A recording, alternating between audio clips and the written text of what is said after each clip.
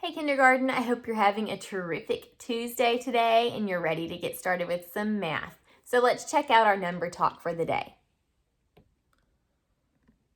Okay, so here on my 10 frame, I have represented a number with some counters. I want you to take a minute and see if you can tell me as quickly as possible what number is being shown. So press pause and do that now. Okay, so let's see. What number did you get and how did you get that number? Well, one thing that some people may have had to do was count each counter. So let's do that together. Ready? 1, 2, 3, 4, 5, 6, 7, 8. So this is representing 8 counters. Now you may have been able to get 8 a much quicker way than having to count each counter. So some of you may have looked at this and seen that this was a double. You may have noticed that this is exactly the same as this. And this side is 1, 2, 3, 4. Oops. And since this side's exactly the same, if you know your math facts, 4 plus 4, you may have been able to quickly go, oh, 4 plus 4, 8, and gotten 8 like that. Another thing that you may have done to get this answer is you may have looked at this 10 frame and noticed it's just missing 2. And if it had 2 more counters, it would be a full 10 frame, which would make it 10. And so you may have just taken away 2 in your brain really quickly and gone 10, 9, 8 to figure out that this was 8.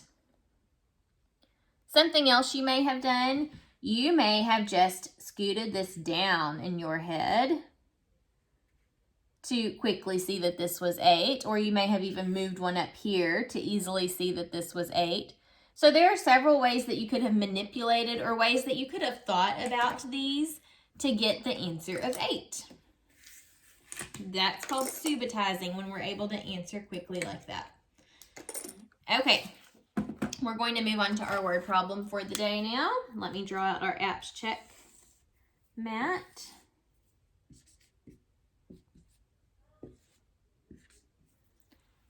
All right, and here is the word problem. Read with me. Ready? Lindsay had 8 books. She returned 3 of them to the library. How many books does Lindsay have left? Okay, I'm going to read this problem to you again, and this time listen for the question. What are you being asked to solve? So listen carefully. Lindsay had 8 books. She returned 3 of them to the library. How many books does Lindsay have left? Okay, did you hear the question? We are being asked to figure out how many books does Lindsay have left? See, it ends with a question mark and it starts with a question word, how. The word how usually is at the beginning of the sentence when you're being asked a question. So we're being asked to figure out how many books Lindsay has left. Now, let me read back through the word problem, and I want you to listen for important numbers or words that help us to, or will help us to solve this problem about books.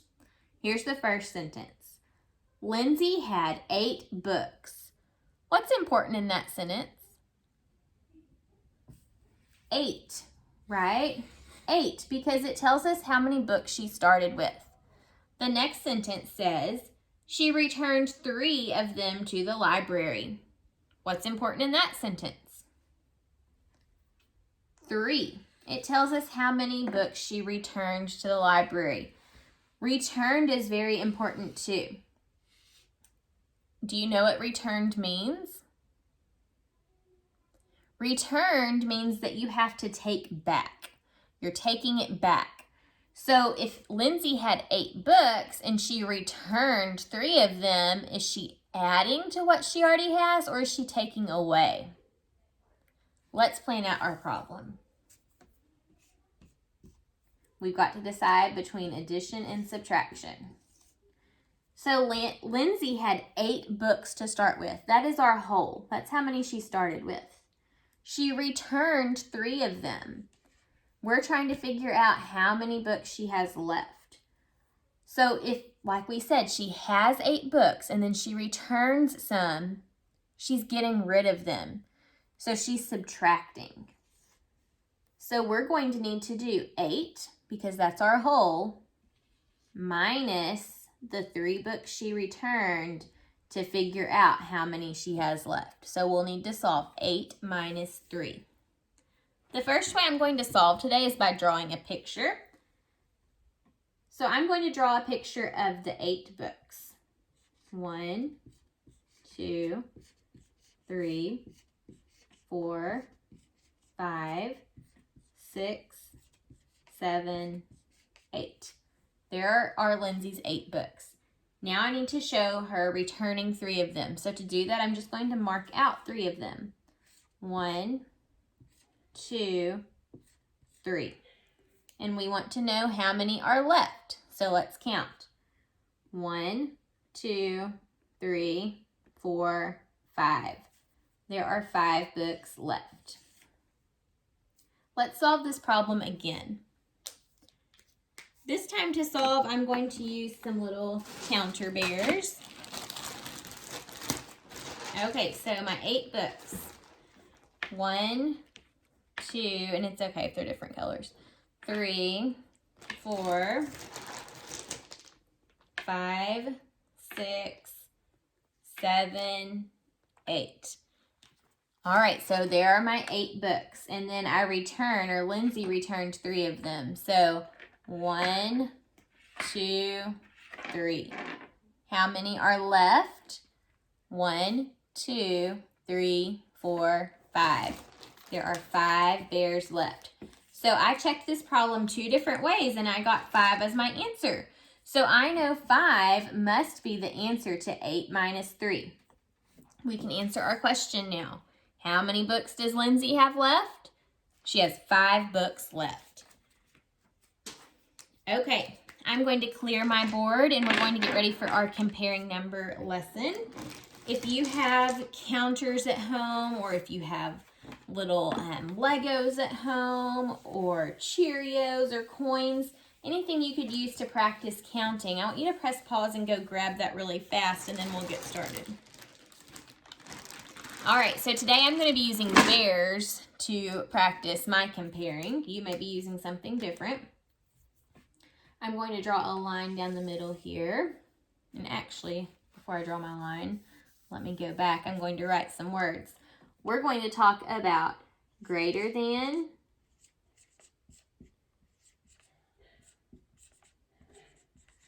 less than, and equal to. Those are going to be our choices when we're talking about these numbers that we're about to make. Okay, so on one side today, I want us to model the number 15 on the left, and then on the right, let's model the number 19. Okay, so I'm going to take my counters, you take whatever you have, and I want you to put 15 on one side. Here we go. 1, 2, 3, 4, 5, 6, 7, 8, 9, 10, 11, 12, 13, 14, whoopsie, 15. All right, so I have my 15 on this side. Now on the other side, I need to model 19. 1, 2, 3, 4, 5, 6, 7, 8, 9, 10, 11, 12, 13, 14, 15, 16, 17, 18, 19. Okay, so we have built 15 and we've built 19. Now we need to be able to compare these two numbers. That's a lot of bears, isn't it? All right, so what I'm going to do to compare this time is just do this. I'm going to take one from each side and say partner, partner, partner, partner, partner, partner, partner, partner, partner, partner, partner, partner. I'm going to make a next row. Partner, partner, partner. Okay, and I'm out of partners for the 15 side, but look, on the 19 side, I have some extra bears left over. So since there are extra bears on the 19 side, that means that 19 is the greater number. But look, 15 comes first. So if we were reading, we would say 15 first. 15 is the side that's less because it doesn't have any left over. It's the smaller number.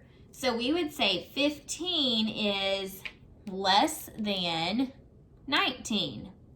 15 is less than 19. Okay, and we just figured that out by partnering up our bears and finding that this side had some left over. So that meant that this side was the lesser side, or the smaller side. Okay, let's try another number.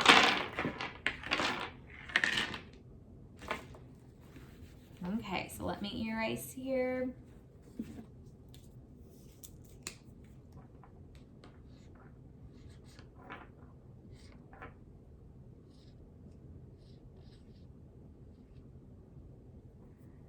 Okay, this time let's model the number 20 and the number 12.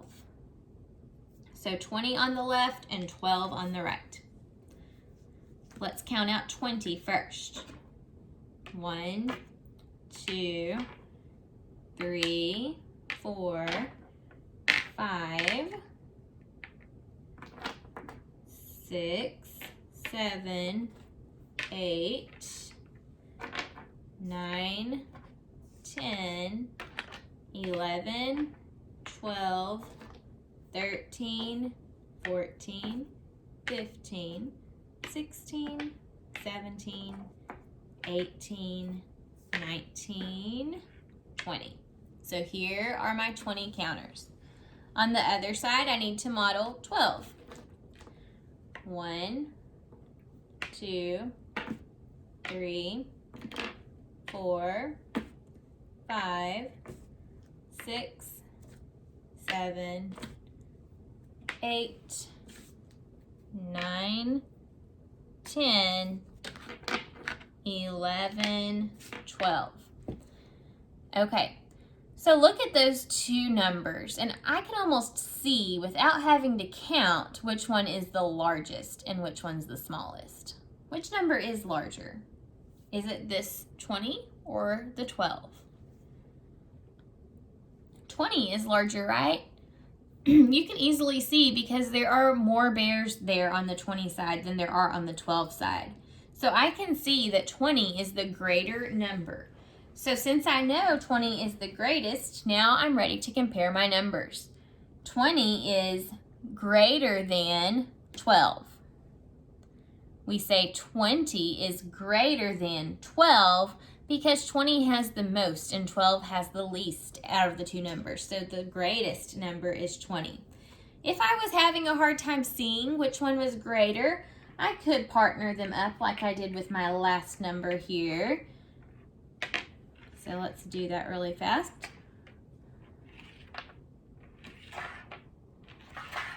Remember, you just find a partner from each side. Okay, after I've partnered them up, I still have 1, 2, 3, 4, 5, 6, 7, 8 on the 20 side, and the 12 is out of partners. So since there are so many left on the 20 side, I can say that 20 is greater than 12. Okay, let's do another one together.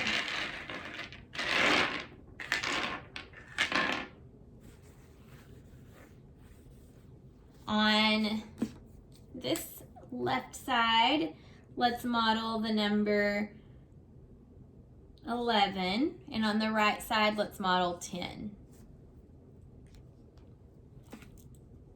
Okay, 1, 2, 3, 4, 5, 6, 7, 8, 9, 10, 11.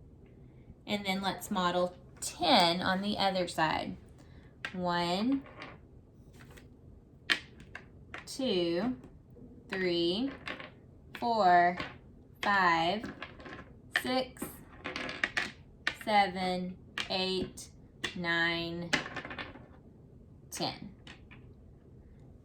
Okay, so which side has the greatest and which side has the least? Or are they equal? So it may just be a little difficult with this one to immediately look and say, oh, that side's bigger. So if you aren't sure which side is the largest or which is the least, partner up your sides. So partner, partner, partner, partner, partner, partner, partner, partner, partner, partner, partner, partner, partner, partner, partner, partner, partner, partner. Oh, I'm out of partners, but I still have one bear. So the side that has the most is 11 because it has one left over after we partnered everything up. So since it has one left, we say that this number is the greatest. It's on the left, just like we were reading. So we can say 11 is greater than 10. 11 is greater than 10. Even though it's just greater by 1, it's still greater. It is the greatest number. All right, one more together for today.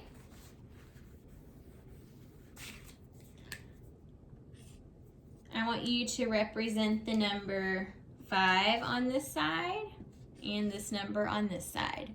So represent each one of those numbers. All right, so on the left, we need to represent 5. 1, 2, 3, 4, 5. And then on our right side, we need to represent 5. 1, 2, 3, 4, 5. Okay, how would you compare these two numbers? Well, look, they have a partner, partner, partner, partner, partner. If everybody has a partner and both sides are the same, how do we compare those numbers? We're going to say that 5 is equal to 5. They're equal. They're both the same. So we can say 5 is equal to 5. Okay, we'll continue working on comparing numbers as the week goes on. I'll see you then. Bye.